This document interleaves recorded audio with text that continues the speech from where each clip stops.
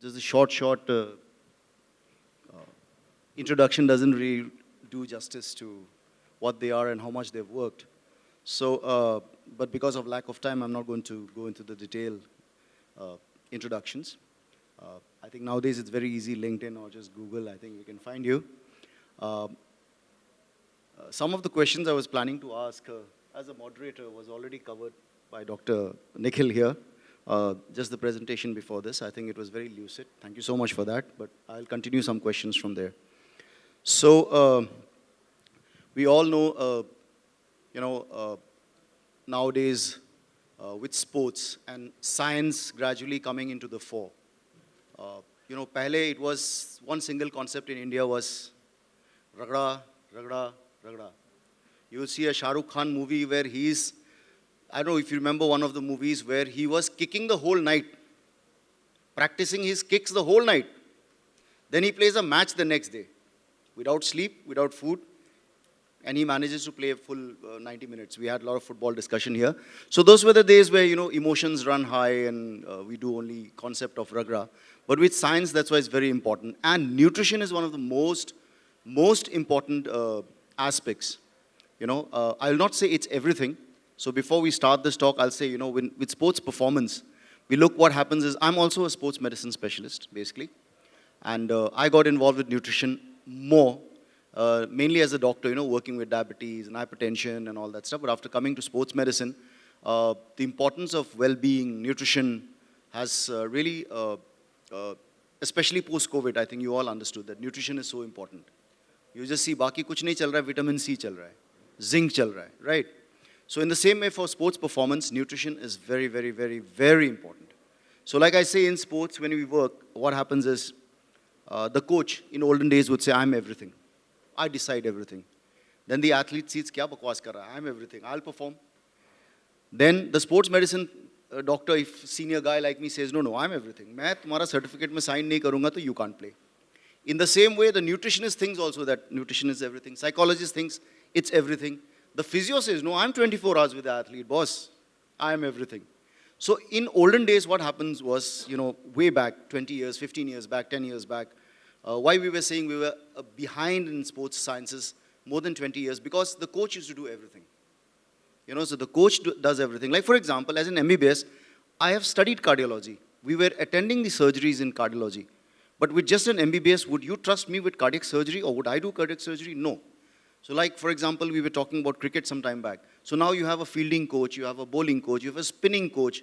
You even have a guy who coaches you how to play the first 10 overs, in the team. Then strength conditioning expert. So why I'm giving you this background is to understand that nutrition in itself also is a very, very, very, very important topic that really needs to be pushed for sports. And another thing which also, if you look, I saw an interview once when we asked the athletes that the Prime Minister said, what do you need more? Oh, they said, sir, ghee chahiye hame. Because they are used to that. And I'm not saying that is wrong. Sometimes we say that what is not, you're still getting results. You're winning Olympic medals with just taking ghee. So everything is ghee, ghee, ghee. But I think when you add in the science of nutrition, we can get better performance. So now I've just given you that background. We know that nutrition plays a huge role. So I'll start with Nikhil sir. So being a doctor, a clinician, how do you look at sports nutrition from a medical perspective? Sure. Thank you. Thank you, Dr. Kenjam. A pleasure to be here again. You guys have heard me in my presentation already.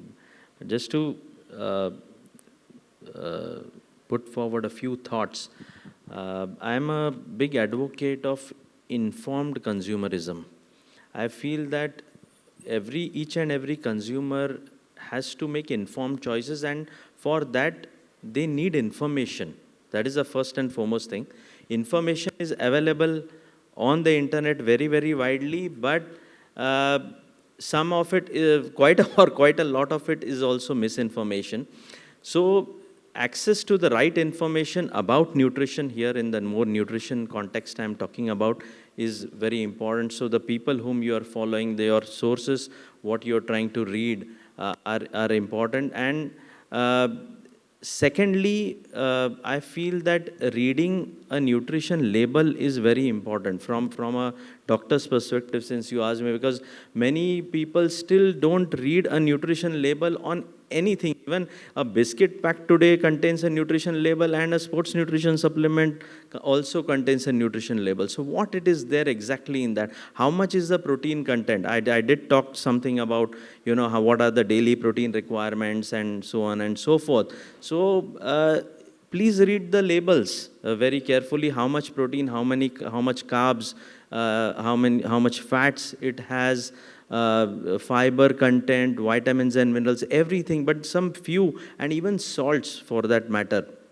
So coming back to sports nutrition, what is important is your protein, carb and fats in that right proportion. What is important for you? Seek the advice of a sports medicine physician like Dr. Kenjam here, nutritionist like Manjeri here, and there are many qualified professionals who can really advise and see what is really appropriate for you. That's what I would say, from a medical point of view, and make an informed decision. Thank you so much. And my next question then, since Sir has passed on the parcel to Dr. Manjari, so I know that you wrote a book on Eat Up, Clean Up. So, and based on that also, I would like to ask you, as a nutritionist, what are the basic principles that you would follow for, say, now we'll come to the women, because that is one thing that's always neglected. And women is doing good in sports in India, especially we know that. The first few medals in Olympics and Asian Games always seems to come from the women. So, but the common problem which most of the ladies or women, female athletes face is especially something that I feel you would be able to address. Related to their, amenorrhea, the periods, dysmenorrhea. So how would you advise in terms of nutritional strategy in managing these kind of problems that they have? Yeah, thank you, Dr. Kenjam, and thank you for having me. It's a pleasure to be here. Thank you, Dr. Nikhil, for telling me. But so generally, malnutrition.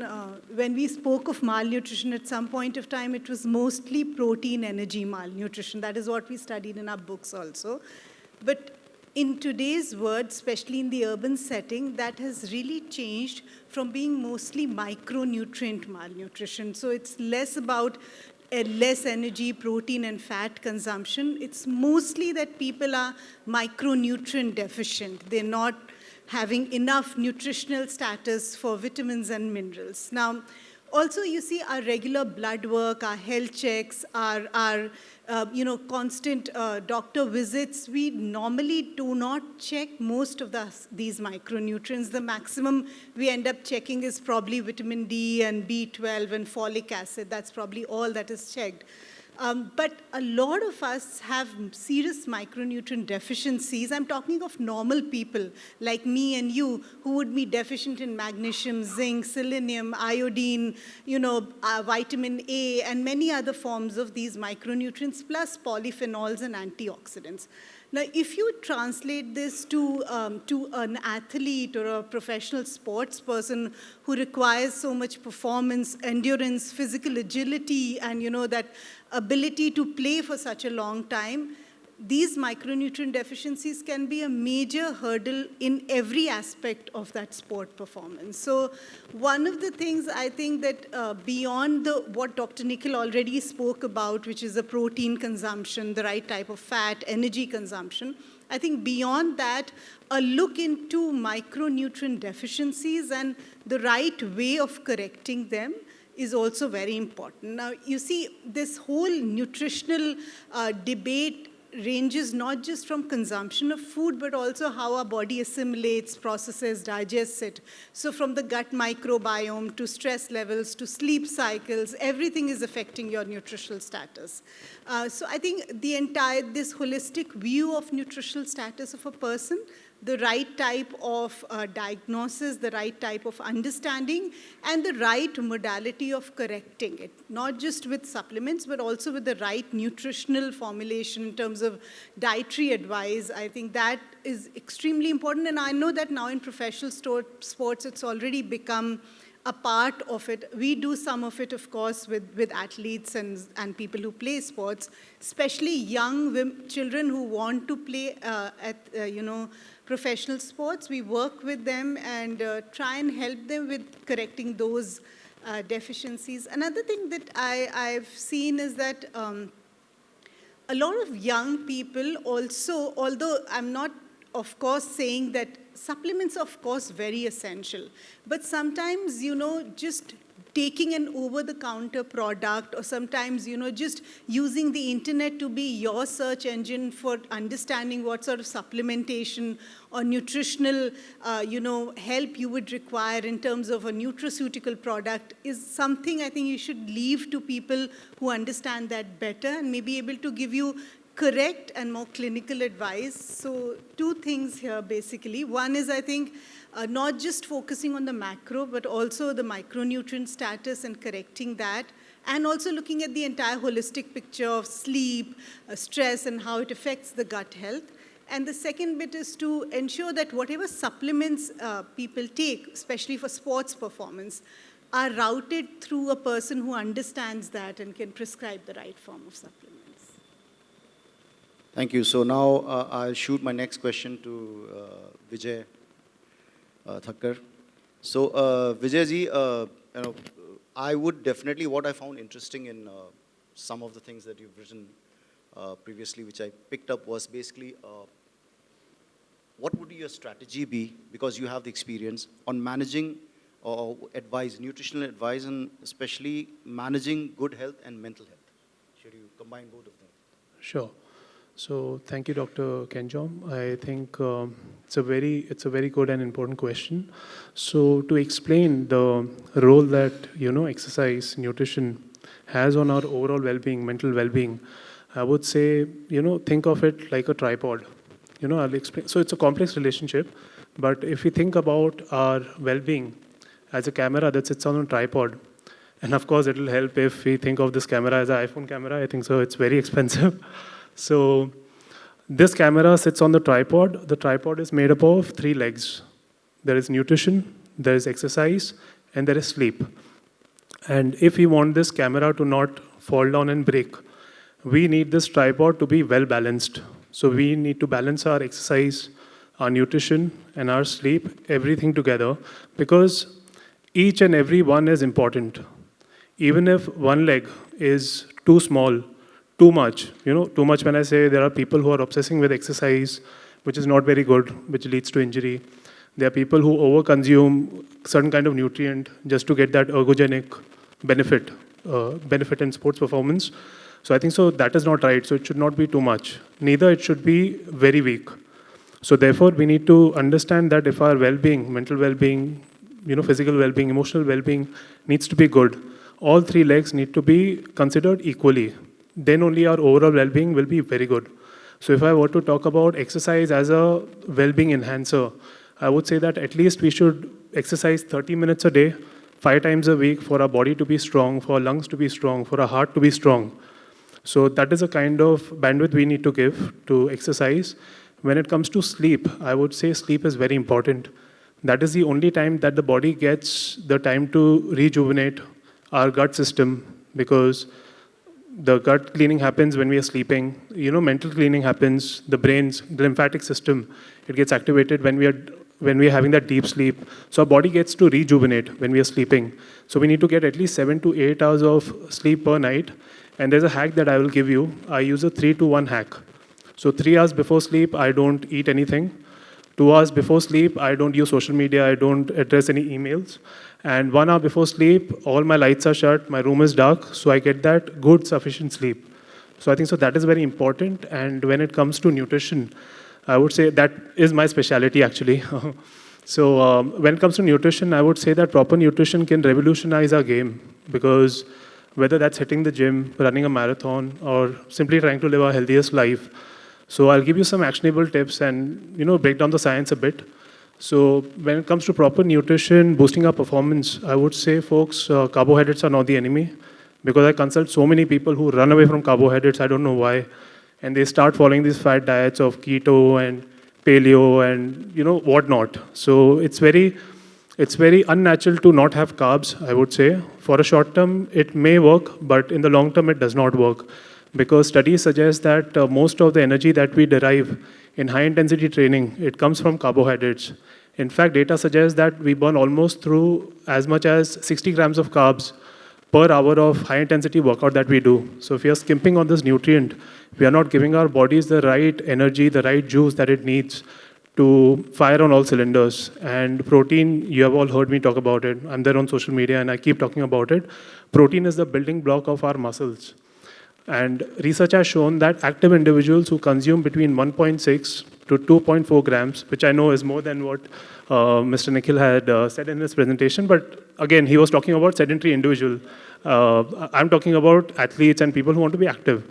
So that'll be 1.6 to 2.4 grams per kilogram of body weight, which would be around 90 to 180 grams per day of protein intake. When it comes to proper nutrition helping you lose weight, I think so. Weight management, weight loss is all about calories in versus calories out. And what is more important though is the quality of those calories. And that's the main thesis and the main theme of my book, Eating Less is Making You Fat. It took me about 10 years to research and come down to that conclusion. And I have given the FRFP protocol in the book. It's a toolkit that will help you achieve effortless weight loss. So one of the key elements of FRFP is protein. The importance of protein is that, for example, a recent meta-analysis published by the Journal of American Medical Association, which is JAMA, showed that the diets higher in protein and moderate in carbs and fats were very effective in long-term weight control. And this is what, as Indians, I think so, we miss a lot. We don't have the right amount of protein. In fact, epidemiological research suggests that in India, almost 70% of people don't even get their 0.8 grams per kilogram of body weight, protein intake. So which is a real concern. And the reason why protein is very good and very important for your weight control is because firstly, it takes a lot of energy for the body to digest and utilize protein, which then helps us effortlessly get into a negative energy balance, which is we end up burning more energy than what we are consuming, which creates that lacuna for the body to start using its own fat. And secondly, protein is a highly satiating nutrient.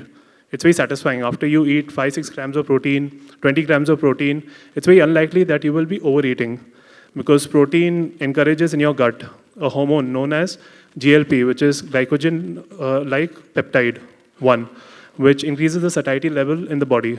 So you end up not overeating. So that's how protein helps you to lose weight. But when we are talking about losing weight, it's not only about losing weight, it's also about building body composition. This is where building lean muscle comes into the picture. And we are looking at multiple studies that show that when you combine the right kind of protein intake with the right kind of exercise, namely resistance training, you stimulate what's known as muscle protein synthesis, which is a fancy way of saying muscle growth and repair, better muscle growth and repair, so that you have painless joints, bones, even as you age, so that movement does not become an inability for us as we become 50, 60, 70, 80. So I think so that's important. And when it comes to nutrition and promoting our mental well-being, I think dopamine is a very important nutrient when it comes to promoting mental health. And dopamine is a combination of vitamin, which is vitamin B3 and your carbohydrates. So when you combine these two particular nutrients, the dopamine gets released in the brain, starts getting synthesized, which then helps you to sleep well. So exercise, nutrition, and sleep, I would say that is very, very crucial for us to have our good mental well-being. So that's about it. Good. So since now we'll pass the parcel on with, he spoke about repair too. So since you are also a fitness expert, I would ask you, what would your nutritional strategies be for especially recovery? Thank you so much, Dr. Kenjam, and thank you everyone for your presence.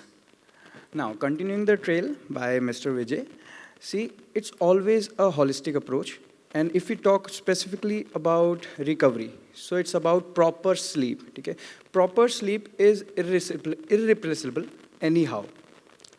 No matter the nutrition you take, no matter what you do, if your sleep is not proper, you're not getting that enough rest, you won't be able to recover anyhow. Now, coming to the nutritional aspect, I think protein, as he was saying earlier, comes into the play, and it's the most essential macronutrient for your recovery because that's what building the muscles back. Apart from this, I always focus on like a complete process. It's not just you come back home from a workout and you take protein and then you go directly to sleep. No, it's not enough, absolutely. So it is always balanced. So make sure what kind of intensity you are having during the workout, what's the duration of the workout, and how active you are throughout the entire week or maybe entire 15 days, whatever your schedule is. So that comes into play. So if you are a high endurance athlete, I would say after your workout, you also need carbs. It's not like you just go on empty stomach or just some protein, or maybe if you are just fulfilling the conditions still. I always say balanced diet is the most important thing that comes into play.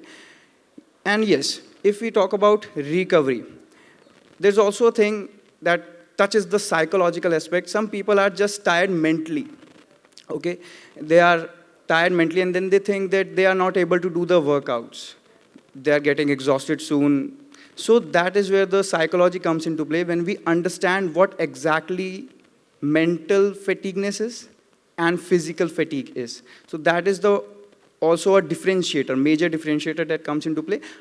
And moving on from this, I think recovery is like when you are focusing the intensity of your workouts as well. Let's say if your workouts are always intense, no matter your diet, no matter your sleep, if it's always the same intensity. I'm not talking about the challenge phase or the competition phase. I'm talking about the preparation phase because I specialize in preparing athletes for a certain competition. So it is like when it's not a competition phase, then you don't need to push yourself, always vary the intensity of your workouts. So that's how you can manage your recovery as well as performance both together. Thank you. Now, actually, you know what? So that I don't miss, I had actually written down 5 questions for each of our speakers, experts. I was thinking like you get them on one stage one time together. So I'll take these questions to you later on WhatsApp, and maybe we can, because of shortage of time. So, but I hope that the house, I mean, the organizers will give us just another 3 minutes to just wrap up. I just throw open one question for all 4 of you in terms of what is your take on creatine? Because creatine, ma'am, is useful for pregnant women, is useful for recovery, is useful for exercising more. So just quick 30 seconds, 40 seconds from each one of you, your take on creatine. Yeah, I mean, so my creatine is a very important nutrient that is required. However, it does not work in silos or on its own. So as everybody was saying, that when you add a specific nutrient like a creatine, you also have to ensure that every other nutritional pathway is taken care of. Other nutrients are also balanced. But there are certain heroes of the game, and creatine is one of them. There's also other things like tryptophan, or the other things like valine, if you look at amino acids. Similarly, if you look at, fats, there are certain types of short-chain fatty acids which are extremely essential and also become very critical for performance in sports. So that's, of course, an important component, but there are also many more that are equally important. Okay, Himanshu, sir, you can. See, with the creatine, I think first of all, people should understand how to take creatine. That's a very important aspect, whether you are going through the loading process or whether you're just gonna start it straight away with just taking few milligrams of it. And that's the first important part. And whether you really require it or whether you don't, that's also a major question into this. And always I say, take it into a loading process so that you can notice the major changes that coming to you, whether you are able to adapt to it. Some people, what happens is when they take creatine, immediately they face diarrhea or some other indigestion issues.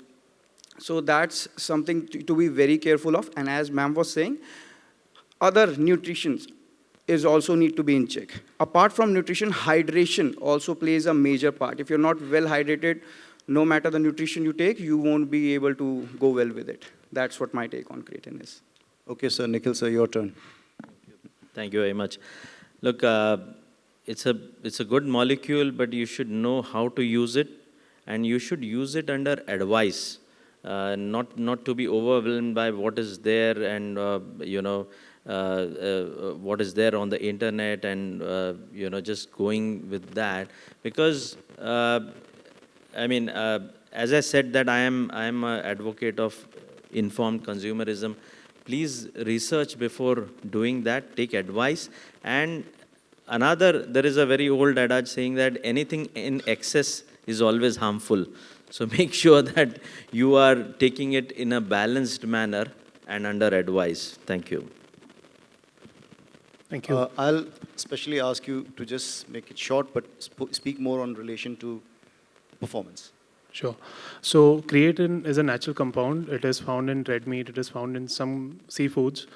And the body uses it to replenish or recycle your ATP, which is the adenosine triphosphate. So say, for example, if we are sprinting from here to there, the first energy source that the body will use is the readily available ATP in our lower body. Then once that ATP is over, is when it will start recycling it. So what happens is that there are creatine phosphate stores in the muscle. So this creatine phosphate will donate its phosphate molecule and recycle that ATP, which has converted into ADP, again into ATP, so that you can get more distance into yourself. So for high performance work, for high performance reason, creatine is very good, I would say. Not recommended for beginners, because beginners, they don't even know how to recruit their muscle fibers. They don't have that proprioception for their body to recruit those white muscle fibers that are required to exercise with high intensity. So for beginners, I would say it needs to be thought of, but for advanced people, it definitely will help. And 5 grams a day would be something that I would say that will be, tolerable for the body. So we were just getting warmed up, and I was thinking that once we finish off, we get tired, we take creatine and continue with the talk. However, to just wind up quickly, give me just some time to just wind up. We all understood, we take an inference from it that sports nutrition is a very important aspect. And like the topic rightly said, the intersection for sports performance. And not only for well-being, we know that, but for peak sports performance. Number 2, which especially all the speakers here mentioned, was you need to get yourself assessed. One size does not fit all. You have to have your nutrition plan tailored. We're talking about peak performance, and even at a lower level also.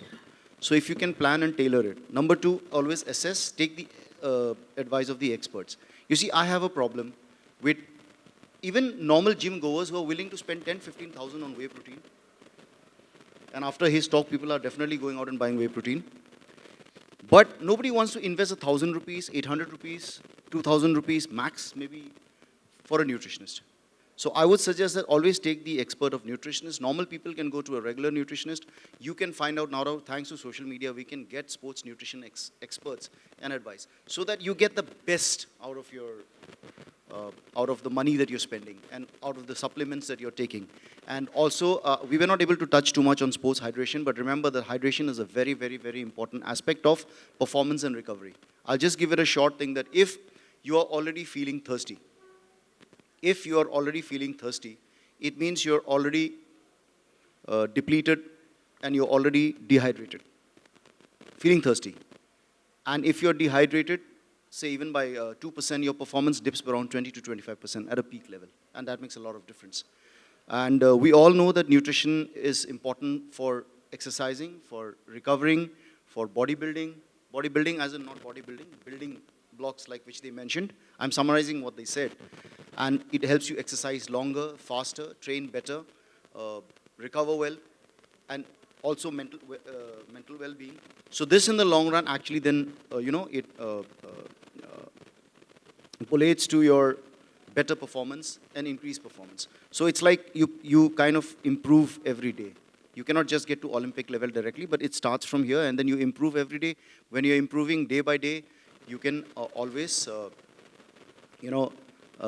work more on the nutrition, work more on the hydration, and definitely please take the help of the experts. And like he rightly said, always take the proper advice and take the help of the experts, especially if you're going for peak performance.